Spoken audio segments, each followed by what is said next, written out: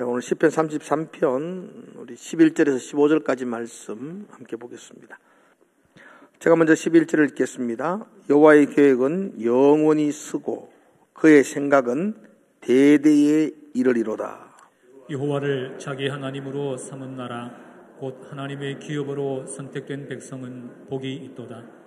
여호와께서 하늘에서 굽어보사 모든 인생을 살피시며 곧 그가 거하시는 곳에서 세상의 모든 거민들을 굽어 살피시는도다.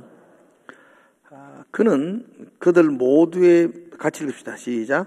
그는 그들 모두의 마음을 지으시며 그들의 하는 일을 굽어 살피시는 이로다. 아멘. 옆에 분들에게 인사할까요? 우리 사랑합니다. 그렇게 인사합시다. 제가 학창 시절에는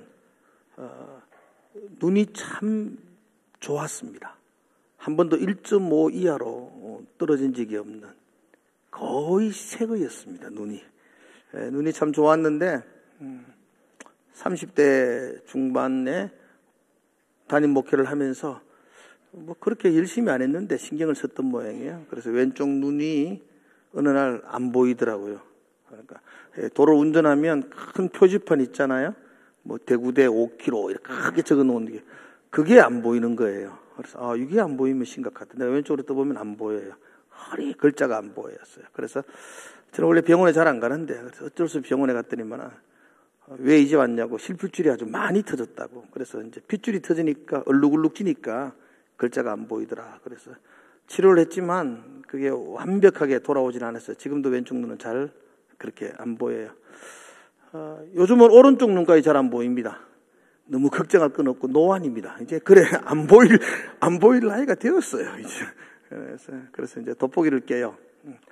처음에는 돋보기가 불편했는데 요즘 돋보기 끼니까 자세하게 보이고 글자도 보이고 왼쪽 눈이 안 좋은 것도 돋보기를 맞추었더니만은 거기에 도수를 맞추어 가지고 왼쪽 눈도 괜찮고 그래서 돋보기를 끼는 것이 요즘은 참 편하다.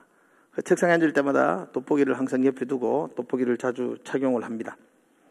이번 주 시편 33편을 묵상하려고 32편, 33편, 34편까지 계속해서 본문의 흐름들을 보려고 이렇게 책을 읽고 있다가 본문을 이렇게 보다가 제가 괜히 가슴이 뭉클한 감동을 받았어요. 제가 돋보기를 끼고 이렇게 성경을 이렇게 보고 있는데 하나님도 하늘에서 돋보기를 끼고 나를 이렇게 보는 듯한 느낌. 하나님이 돋보기를 끼고 나를 보는 것 같아요. 여기 보면은요, 13절에 보니까 모든 인생을 살피신다. 하나님이 살피신다. 하나님이 살피신다. 근데 14절에 보니까 굽어 살피시는 하나님. 나는 그 굽어라는 말이 돋보기 끼고 이렇게 들려졌어요. 15절에도 하나님께서 우리 하는 모든 일을 굽어 살피신다. 근데 나를 굽어 살펴보신다. 아주 돋보기를 끼고 보신다. 이렇게 보여졌어요. 하나님이 눈이 어두워서 침침해가 돋보기를 낀 게 아니고요. 나를 좀 더 세심하게, 나를 좀 더 자세하게, 나를 좀 더 분명하게 보고 싶으셔서 하나님은 돋보기를 끼셨다. 그렇게 말해요. 하나님 참 세심한 분이시거든요. 성경에 보면 우리의 머리털 하나라도 세심만 되었다. 우리 머리털도 세고 계신 하나님. 제가 요즘 하나님께 참 착한 일 많이 해요. 자꾸 빼거든요, 제가. 하나님 요즘 제 머리털 세기가 좀 수월해지셨다. 반대로 씹는 사람도 있더라고. 하나님 힘드시라고. 아무튼 하나님이 우리를 세심하게 살펴보신다. 저는 그걸 그래서 돋보기를 끼시고 나를 살피신다. 이렇게 봐요. 그래서 오늘 설교의 풀네임 전체 제목이 돋보기를 끼고 나를 살피시는 하나님 이렇게 정했다가 뒤에는 뺐어요. 좀 긴 것 같아서. 그리고 제가 하고 싶은 이야기는 하나님이 우리를 돋보기를 끼시고 오늘도 살피시고 계신다. 뭐 잘못한 거 없나? 주님이 또 나쁜 짓 안 하나? 감시하려고 살피시는 게 아니시고요. 어미닭이 그 뺑아리를 가슴에 품고 지키는 것처럼 하나님은 우리의 발이 실족하지 아니하도록 오늘도 우리가 그릇된 길로 가지 않도록 세심하게 우리의 한 걸음 한 걸음을 살피시고 지키고 계신다. 그렇게 말씀하고 있습니다. 그런 거 생각하면 얼마나 감사한지요. 할렐루야죠. 이걸 깨닫는 성도들이 부르는 노래가 오늘 33편입니다. 하나님이 나를 세밀하게 살펴주신다. 이 감동을 가지고 하나님을 향하여 찬송하는 것. 그게 오늘 시편 33편이거든요. 1절의 말씀 한번 볼까요? 너희 의인들아 여호와를 즐거워하라. 찬송은 정직한 자들이 마땅히 행할 바니라. 너희 의인들아 여호와를 즐거워하라. 정직한 자, 의인들과 정직한 자가 같이 연결시키죠. 너희 의인들아 정직한 자들아 찬송하라. 그렇게 말하는 거죠. 의인들이 누구죠? 누가 의인인가요? 제가 그래 살펴봤어요. 누가 의인이지?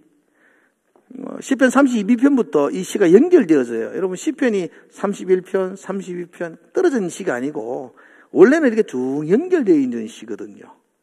그 32편 마지막 절에 보면요, 이런 구절이 나와요. 32편 10절에 보면 악인에게는 많은 슬픔이 있으나 여호와를 신뢰하는 자에게는 인자하심이 두루리로다. 이렇게 말했거든요.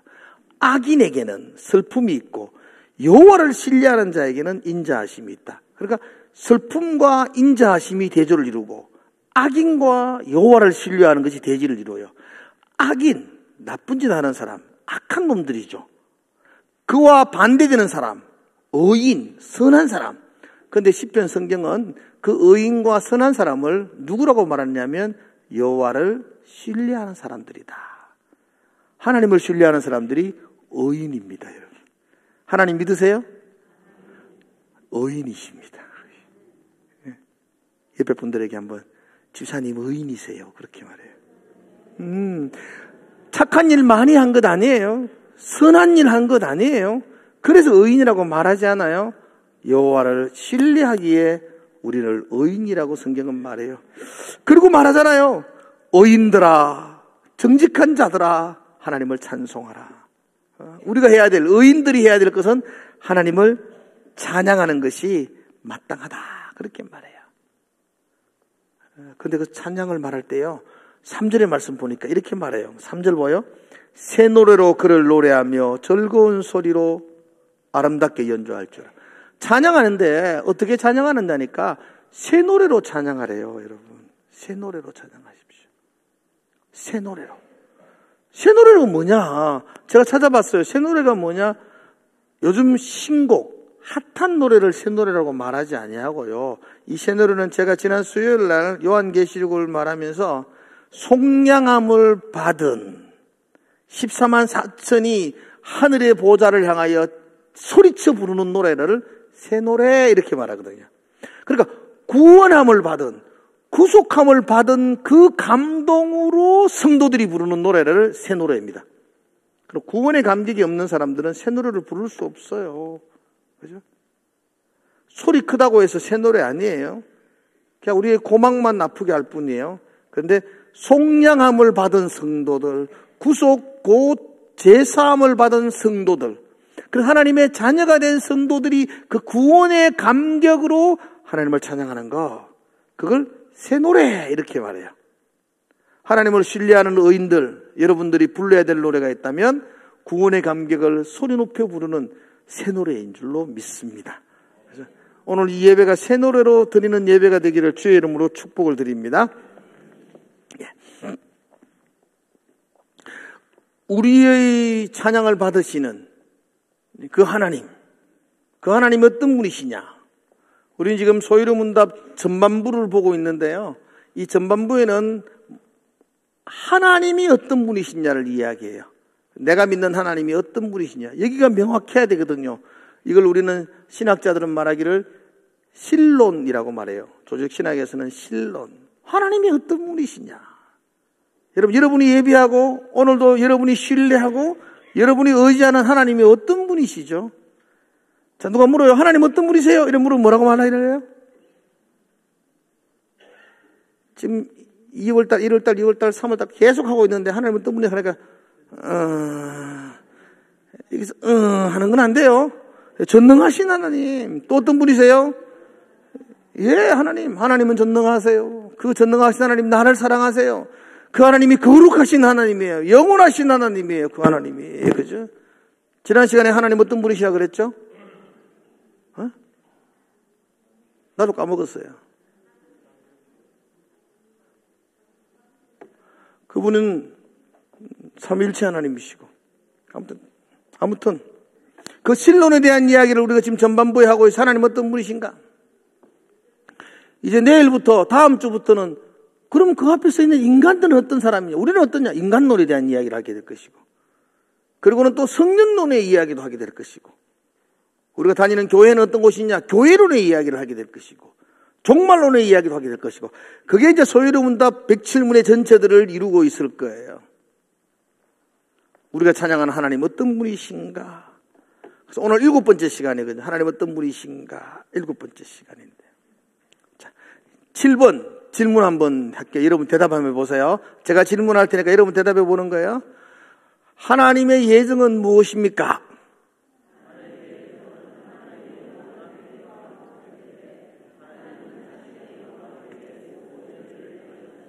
아멘. 오늘 예정에 대한 이야기 할 거예요. 예정은 뭐냐 할 때 예정은 미리 정하셨다는 뜻이에요. 한번 따라합시다. 미리 정하셨습니다. 이 미리 정하셨다는 하나님의 예정은 과연 뭐냐 하는 거죠. 근데 우리는 사실 예정 이렇게 말하면 처음부터 기분 나빠요. 하나님이 내 인생을 미리 정했단다.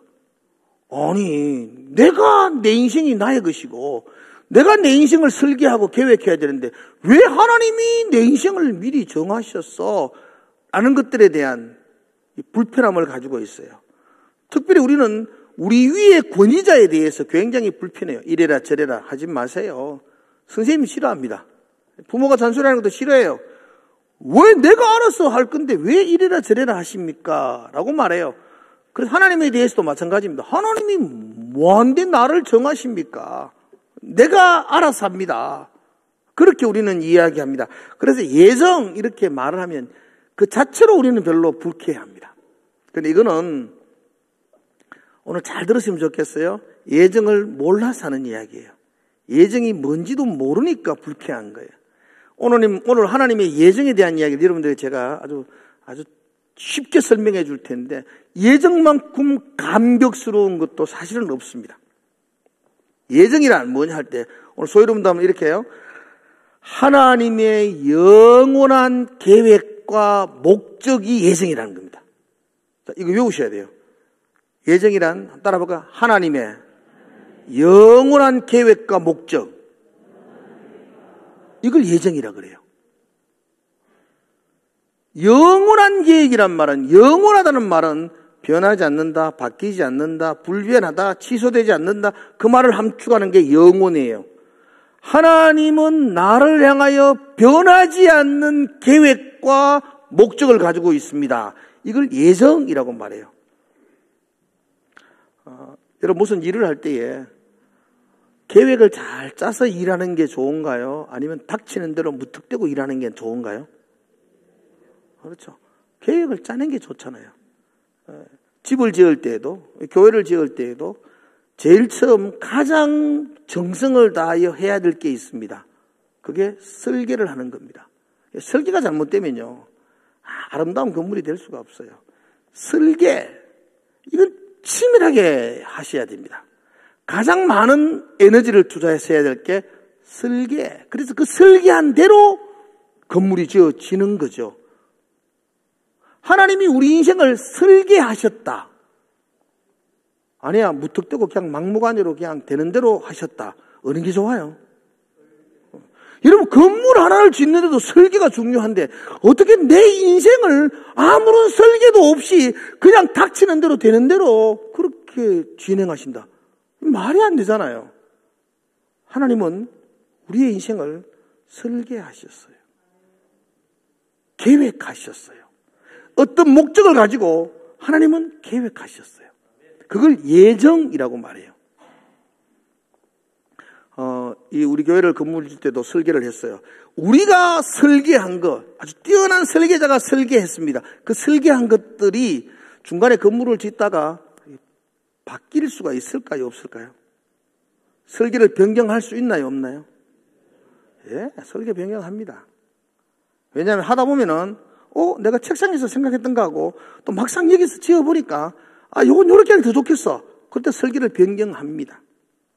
그럼 하나님께서 우리 인생을 설계하셨던 그 하나님이, 그 전능하신 하나님, 그 전지하신 하나님이 우리 인생을 설계하셨다가 별로 안 좋네, 바꾸자. 바꿀 수 있나요, 없나요? 바꿀까요, 안 바꿀까요? 하나님은 우리처럼 뜨름하지 않으세요. 하나님은 전능하시다고, 그분의 설계는 완벽하시다고, 그래서 그분의 예정은 영원한 계획, 변하지 않는다고. 여러분을 향하여, 저를 향하여 중간에 바뀌지 않아요. 할렐루야. 그 바뀐다 하면 얼마나 불안해요, 여러분. 안 불안해요? 나 구원받았어요 하는데 바뀐다? 어떻게 바뀔지 내가 어떻게 알아? 내 마음은 수시로 갈대처럼 흔들리는데. 하나님 여러분 잘 믿으시나요? 여러분 하나님 잘 믿다가 안 믿다가 안 믿다가 이런 게 우리의 삶이잖아요. 나의 상태를 가지고 구원이 결정되어진다면 얼마나 불안하겠어요. 하나님 우리를 예정하셨어요. 정말로 계획하셨어요. 그 계획은 변하지 않는다는 거예요. 그래서 그게 얼마나 감사한지 몰라요. 특별히 하나님은 우리를 향한 계획은요, 예정은 우리의 구원과 연결되기 위해서 설명되는 게 예정론이에요. 근데 우리의 구원을 설명할 때 하나님 이렇게 말해요. 나를 예정하셨어요. 나를 선택하셨는데 언제 선택하셨다 그러죠? 지금 아니면 앞으로 죽기 전에 선택하셨어요. 언제죠? 창세 전에 선택하셨다고. 창세 전. 사람들이 기분 나빠해요. 나는 지금 태어나지도 않았는데 창세 전에 나는 어떻게 살 것인지 결정도 안 돼. 살지도 않았는데 나를 선택하셨다. 예정하셨다는 거예요. 근데 성경이 그렇게 말하니까 우리가 기분 나쁠 것도 없어요. 기분 나빠할 것도 없어요. 에베소서 한번 찾아봅시다. 여러분 한번 찾으시죠. 에베소서 1장 3절에서 5절인데 1장 한번 볼까요? 1장 3절 한번 보겠습니다. 한번 볼게요. 같이 읽어볼까요? 3절 뜰 거예요. 시작. 찬송하리로다. 하나님 곧 우리 주 예수 그리스도의 아버지께서 그리스도 안에서 하늘에 속한 모든 신령한 복을 우리에게 주시되 찬송하십시오. 왜냐하면 하나님이 우리에게 신령한 복을 주셨다는 거예요. 하나님 우리에게 복을 주셨어요. 신령한 복을 주셨어요. 근데 그 신령한 복이 뭐냐? 우리에게 주신 신령한 복이 뭐냐? 그 다음 절 읽어볼까요? 4절 시작. 곧 창세전에 그리스도 안에서 우리를 택하사 우리로 사랑 안에서 그 앞에 거룩고 흠이 없게 하시네. 내게 주신 복이 뭐냐?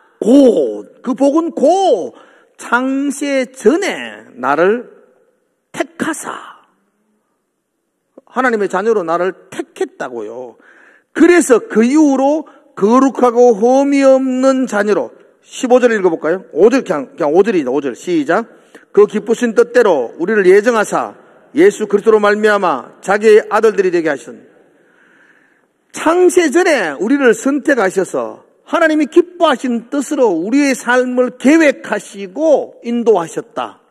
아들이 되기까지. 그 아들이 되기까지를 여기 말하는 것은 거룩하고 흠이 없도록 그리스도의 장성한 분량에 자라도록 예수 닮은 모습으로 세워지도록 그렇게 우리를 인도하셨는데 이 전체를 예정이라고 말하는 거예요. 예정. 그리고 이 예정은 영원한 것이다. 변하지 않는다. 그렇게 말해요. 하나님이 나를 자녀 삼으시려고 창세전에 선택하셨고 그리고 부르셔서 여기까지 인도하셨다. 이건 얼마나 감사한 일인지 몰라요. 그렇지 않나요? 근데 얼굴은 별로 덜 감사한 것 같아요. 제가 여러분들에게 지금 다 불러가 용돈 10만 원씩 드리면 고맙겠죠? 준다는 게 아니에요. 고맙겠죠? 근데 그거하고는 비교할 수 없어요. 그거 차원이 달라요. 하나님이 우리를 자녀 삼으셨어요. 창세전에 택하셔서 변하지 않는 하나님의 열심으로 우리를 여기까지 인도하신다고요. 이건 변하지 않는다고요, 이거. 근데 할렐루야 아니세요? 이게 용돈 10만 원과 비교할 수 있는 건가요?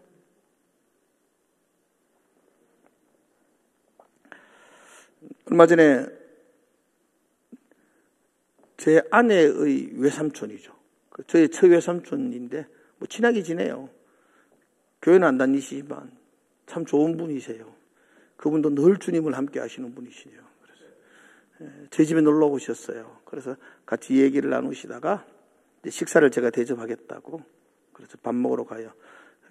마침 우리 딸이 그날 토요일이었어요. 딸이 결혼식이 있어요. 친구 결혼식에 가가지고 딸이 친구 결혼식 마치고 뷔페 먹고 친구들과 함께 또 커피 마시고 조각 케이크 시켜놓고 먹다가 제가 전화했어요. 저녁 먹으러 올 수 있냐 그러니까 배가 불러 저녁 먹으러 못 간다고. 근데 와 우리 딸에게는 할아버지니까 그 외할아버지 오셨는데 한번 오면 좋겠다 인사도 해야지 그러니까 배불러가 지금 저녁 먹으러 못 온대. 어느 외할아버지 왔냐 물어요. 우리 외할아버지가 많거든요. 삼촌이 많으니까 어느 외할아버지 왔네. 엄마 외삼촌이시고 공장하시는 분이거든요. 시내에서 공장하시는 분이 우리 딸 지금 바로 간다. 걱정하지 마. 아빠 지금 바로 간다. 그 아가 막 머리털 날리면서 전신 그렇게 뷔페 먹고 친구들 커피 마시고 지금 조각 케이크 먹고 있다가 저녁 먹으러 간다 그러니까 지금 바로 간다. 주면 안 오락하면 간다고 막 뛰어와요. 왜 그럴까요? 할아버지 보고 싶어서? 우리 딸 그래 순수하지 않습니다. 그 할아버지는 굉장히 용돈을 잘 주시는 분이거든요. 기마이가 크신 분이세요. 그날도 밥 먹으러 왔더니 우리 딸한테 20만 원 용돈을 줬어요. 그러니까 널 그래 주시니까 아니까 막 미친 듯이 달려왔어요. 모든 친구들 간다. 그리고 버스 타고 달려와서 합류를 했습니다. 이보다 더 기쁜 게 하나님이 나를 선택하셨고 인도하셨고 지금까지 계획하셨고 그건 변하지 않아요. 이게 얼마나 큰 기쁨이에요 우리에게.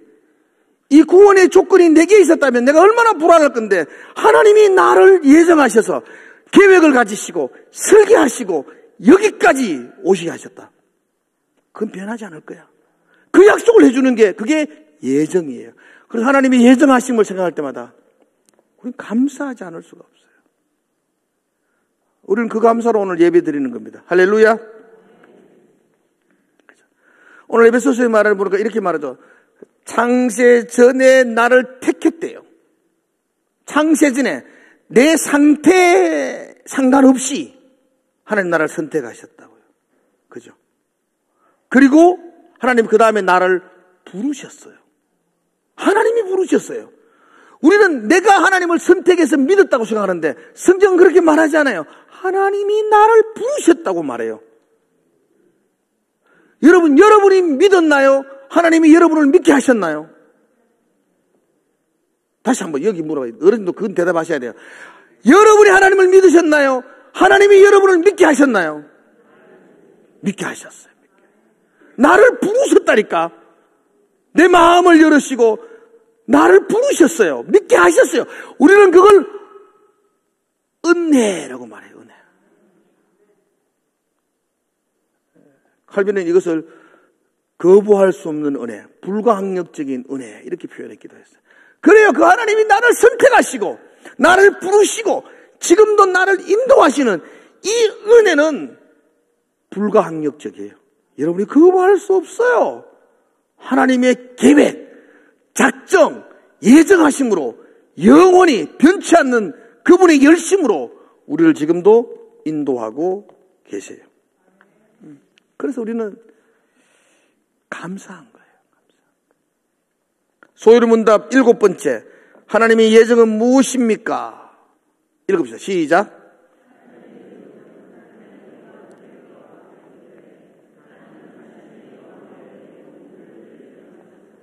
예. 하나님의 예정이 무엇입니까? 나를 향한, 나의 구원을 향한 영원한 계획입니다. 계획. 변하지 않는 계획. 그리고 목적을 가지시고 계획을 하시고 지금도 그 계획을 이루시는 것, 그걸 예정이라고 말해요. 오늘 본문 11절 여호와의 계획은, 하나님의 예정, 하나님의 계획은 영원히 쓰고 그의 생각은 대대에 이르리로다. 변하지 않습니다. 대대에 이르리로다. 그렇게 말하고 있어요.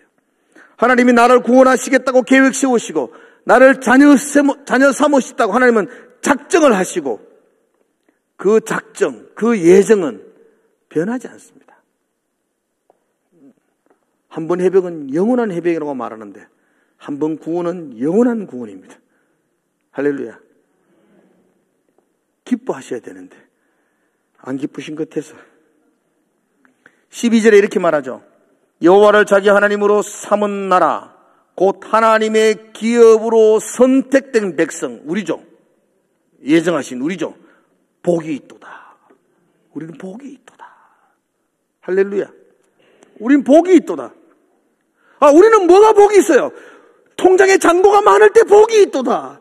집에 평수가 넓어지면 복이 있고 오늘도 좋은 차 타고 다니면 복이 있도다. 성경은 그게 복이 있다는 게 아니에요. 좋은 차 타는 걸 나쁜 건 아닙니다. 좋죠, 뭐. 그죠? 좋죠. 그러나 그거 없어도, 내 집이 없어서 평생을 지하 단칸방에 전세를 살아도, 그거 부족해도, 하나님이 선택하시고 부르시고 인도하신 그 자녀는 복이 있도다. 할렐루야. 주께서 내게 주신 기쁨은 새 포도주와 은금의 풍성함보다 더하도다. 그거하고는 비교할 수 없는 복이 있도다. 이제 그 말하고 있는 거죠.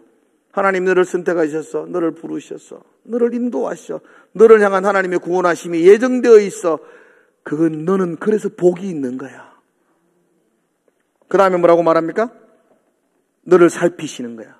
하나님이 그렇게 예정하셨기 때문에 13절에 너를 살피시고 14절에는 돋보기를 끼고 살피시고 15절도 세밀하게 우리를 살피신다. 그렇게 말씀하고 있습니다. 지금도 하나님은 여러분들을 돋보기를 끼고 살펴보시는 줄로 믿습니다. 얼마나 감사한지 몰라요. 그분은 실수하지 않으세요. 그분이 그렇게 살피시기 때문에 우리의 발이 실족지 않을 줄로 믿습니다. 그분이 나를 살피시기 때문에 반석 위에 내가 든든히 설 줄로 믿습니다. 자, 오늘 소유문도 한 번만 더 보겠습니다. 하나님의 예정은 무엇입니까? 다시 한 번 더 읽어보시다. 시작. 하나님의 예정은 하나님의 영원한 계획과 목적인데 하나님은 자신의 영광을 위해 모든 일을 예정하셨어요. 자, 영원한 계획, 선택하시고 부르시고 인도하셨다. 그 계획, 목적이 있어요. 하나님이 우리를 자녀 삼은 목적이 있다고. 예정은 목적이 있죠. 계획과 목적인데 그 목적은 뭐라 그러죠? 하나님의 영광을 위하여 미리 예정하신 것이다. 하나님 우리를 자녀 삼으셨어요. 우리를 창세전에 선택하셔서 우리를 부르셔서 우리를 지금도 인도하셔요. 왜? 목적이 있는 거예요. 하나님의 영광을 위하여. 우리 소요의 문답을 첫 장을 넘길 때 시작할 때 첫 번째 질문이 있어요. 인간의 제일 되는 목적이 무엇입니까? 그건 외우고 있죠. 무엇이죠? 하나님을 영원롭게 하는 것과 그를 영원토록 즐거워하는 것이다. 이게 1번 문제예요. 우리의 목적, 우리의 살아가는 삶의 목적, 돈 많이 버는 것도 아니고 아파트 평수 넓히는 것도 아니고 우리의 삶의 중요한 목적은 하나님을 영원롭게 하는 것이다. 그거 벗어나면 안 돼요. 목적 잃어버리면 안 돼요. 그런 것처럼 하나님께서 우리를 자녀 삼으신 목적도 있다고요. 그건 여러분이 매일의 삶 속에서 하나님을 영원롭게 하는 거예요. 하나님의 영광을 위해서 살도록, 주를 위해, 주의 영광을 위해 살도록 우리를 선택하셨고 부르시고 인도하셨다. 그 목적을 위해서 우리를 예정하셨다고 말합니다. 그러므로 저와 여러분의 하루하루의 삶은 하나님의 영광이어야 합니다. 할렐루야. 그래서 여러분 하나님 영광을 위해 사시기를 주의 이름으로 축복을 드립니다. 근데 사실 하나님 영광을 위해 산다는 말이 좀 막연해요. 형이상학적이에요. 어떻게 사는 게 하나님 영광을 위해 사는 거예요. 그래서 저는 구체적으로 여러분들에게 한 가지만 이야기 드리려고 그래요. 하나님의 영광을 위해 사는 구체적인 한 가지, 그게 예배입니다. 예배. 딴 거 신경 쓰지 마세요. 나 하나님 영광을 위해 살겠습니다. 그럼 예배자가 되십시오. 예배에 실패하지 마십시오. 예배에 생명을 거십시오. 예배에 내 인생의 사활을 거십시오. 시간 나면 참석하고 바쁘면 때리치우는 게 예배가 아니고 내 삶의 가장 우선순위가 예배로 삼으셔야 됩니다. 그게 하나님 영광을 위해 사는 삶입니다. 예배도 안 되는데 뭔 영광이 되겠어요, 하나님이? 그렇지 않나요? 가장 첫 단계가 예배입니다. 예배자가 되시기를 주의 이름으로 축원합니다. 여러분의 예배를 통해서 하나님의 영광을 받으시게 합니다. 받으시는 것. 그게 예배자의 모습입니다. 예배 이야기하면 이제부터 잔소리가 시작되어질 차례가 됩니다. 시간이 많이 남지 않아서 시간대로만 잔소리하겠습니다. 진짜로 예배 시작하면요, 제일 먼저는 제발 준비하고 달려왔으면 좋겠어요. 허겁지겁 뛰어오는 게 아니고 준비하고, 그 정말 10분 전에는 와서 이렇게 예배 묵상하면서 준비했으면 좋겠어요. 우리 예배는 하나님께 드리는, 하나님 만나는 거잖아요. 하나님은 10분 전에 와 계신데 여러분은 10분 후에 오면 20분 동안 하나님 혼자 기다려야 되잖아. 이게 좀 말이 안 되잖아요. 그죠? 예, 바쁘신 거 압니다. 막 힘든 거 알아요. 그리고 그거 늦지 않으려고 여러분들 생명 거셔야 됩니다. 정 바쁘면 어제부터 출발해가 전체 오시소. 뭔 자꾸 늦게 오시는 게 생활화됐어요. 그래서 예배가 안 됩니다. 예배는 하나님과 나와 정해진 시간입니다. 그 시간에 여러분들이 정말 최선을 다하십시오. 1년에 한두 번 늦을 수는 있습니다. 1년 52번 예배 중에 50번 늦게 오시고 이러면은 심각한 문제가 있습니다. 예배가 안 되는 겁니다. 하나님 영광이 안 되는 겁니다. 삶의 목적을 상실해버리는 겁니다. 그렇게 살지는 않았으면 좋겠어요. 예배자로 세우려면 시간에 여러분들이 사활을 거십시오. 또 하나는 좀 앞에 좀 앉으면 좋겠어요. 제발 좀 이렇게 앞에 앉는 거. 이거 한번 좀 습관을 좀 해보십시오. 내 앞에 아무도 없으면 내가 실수한 거예요. 그죠? 내 앞에 누가 있을 때까지 딱 당겨오세요. 내 앞에 누가 있을 때까지, 부딪힐 때까지. 그렇게 아니면 앞자 좀 앉을 거 아니에요, 좀. 여러분, 예배는요, 공연이나 연극이나 영화를 관람하는 시간이 아닙니다. 그래서 예배는 내 편한 자리에 앉는 게 아니에요. 공연 보고 영화 볼 때는 제일 내가 좋은 자리에 앉는 거지. 근데 예배는 하나님의 영광을 위해서 드리는 시간이죠. 그럼 여러분 편한 자리에 앉는 게 예배가 아니고 하나님이 기뻐하는 자리로 남겨 오셔야 돼요. 그게 예배죠. 계속해서 나는 내 편한 자리가 좋다. 그렇게 생각하는 것은 예배를 한편의 공연을 보는 듯한 마음으로 앉아 있는 거잖아요. 예배는 그런 게 아니잖아요. 예배는 내가 주를 위하여 주의 영광을 위해서 내가 예배자로 살아가겠습니다. 그러면서 하나님이 원하는 자세, 하나님이 원하는 모습, 모양으로 드려지는 예배, 그게 예배가 되겠죠. 마치겠습니다. 잔소리 짧게 해서 감사하죠. 한 사람만 소개하고도 자주 내가 이야기했는 거지만 사실은 지금까지 인류 역사 가운데 가장 큰 부를 누렸던 사람이 있습니다. 가장 가난한 사람이었습니다. 구두 닦기로 시작했습니다. 그런데 그가 가장 큰 부를 누렸던 사람입니다. 록펠러라고 여러분 들어보셨죠? 그분의 부가 어느 정도였냐면요, 지금도 가장 돈을 많이 버는 사람, 빌 게이츠, 예를 들면 빌 게이츠가 미국 총 생산량의 빌 게이츠는 지금 425분의 1을 빌 게이츠가 번대요. 와, 놀라보시오, 그거. 모든 나라가 미국이 버는 총 생산량의 425분의 1을 빌 게이츠 혼자 번다니까요. 영혼을 담아서 리액션을 하시. 록펠러는요, 65분의 1을 벌었던 사람이에요.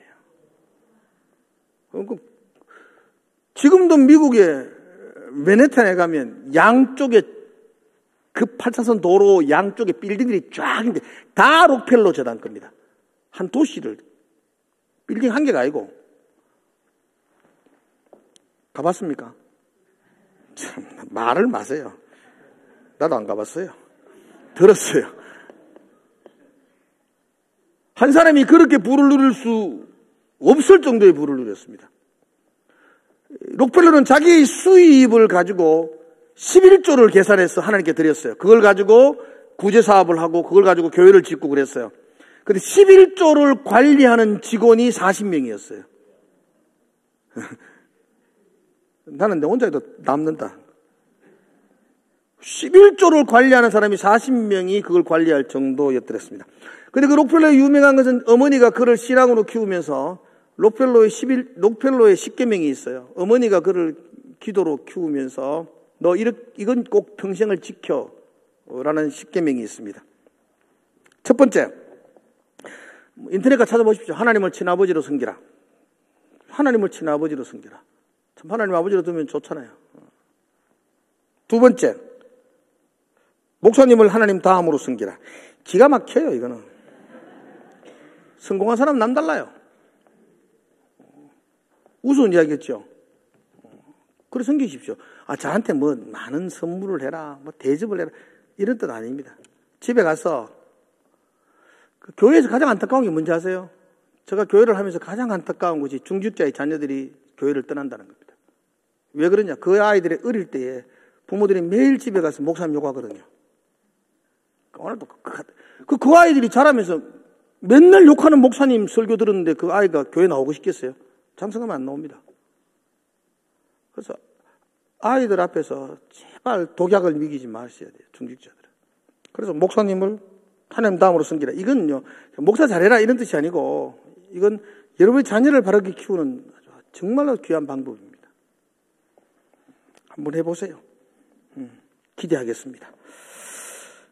오른쪽 주머니는 항상 11조 주머니로 하라. 11조 철저하게 떼었어요. 그 주머니가 있으면 한쪽 주머니는 구두 닦을 때에도 10번째 오는 사람은 그 돈은 여기에 넣어서 하나님의 돈한테. 어릴 때부터 그렇게 11조 띄는 걸 철저하게 했으니까 회사에 11조 띄는 사람만 40명 뒀죠. 철저하게 그걸 했어요. 뭐 다른 건 다 치우고 제일 마지막 10번째 보면 예배 시간에 자세를 단정히 하고 항상 앞자리에 앉으라. 멋있는 것 같아요. 엄마가 거기 가르쳐 줬어요. 자세를 단정히 하고 앞자리에 앉으라. 뭐 성공하는 게 그게 큰 건 아니에요, 여러분들. 예배에 성공하면 인생에 성공할 줄은 나는 믿어요. 여러분도 성공하십시오. 그리고 예배에 성공하십시오. 그리고 자녀들에게 예배에 성공하도록 가르치십시오. 그러면 하나님의 영광이 드러날 겁니다. 하나님은 나를 자녀 삼으셨습니다. 그렇게 자녀 삼으신 걸 우발적으로, 충동적으로, 적극적으로 삼으신 게 아니고 창세 전에 나를 선택하셔서 나를 부르셔서 지금도 성령으로 끊임없이 나를 인도하셔서 나를 자녀 삼으셨습니다. 이 하나님의 이 계획, 마스터 플랜은 변하지 않습니다. 영원한 계획이십니다. 그 하나님의 열심, 하나님의 계획으로 자녀된 우리들의 삶의 목적이 뭐냐? 주의 영광을 위하는 겁니다. 그래서 예배자가 되라는 겁니다. 주의 영광을 듣는 삶을 살아라는 겁니다. 오늘 다 잊어버려도 여러분, 주의 영광을 위해서 내가 살겠습니다. 내 삶의 목적이 뭐냐? 주의 영광을 위해서 한 번 더 되새기고 한 주간 살아가시는 여러분 되시기를 주의 이름으로 축복을 드립니다. 기도합시다. 하나님 아버지, 주의 영광 내 마음에 새기게 하시고 그를 위해서 예배자로 내가 살아내게 하여 주시옵소서. 예배에 실패하지 않게 하시고 내 인생 하나님을 찬송하는 예배자 되게 하여 주시옵소서. 예수님 이름으로 기도드리옵나이다. 아멘.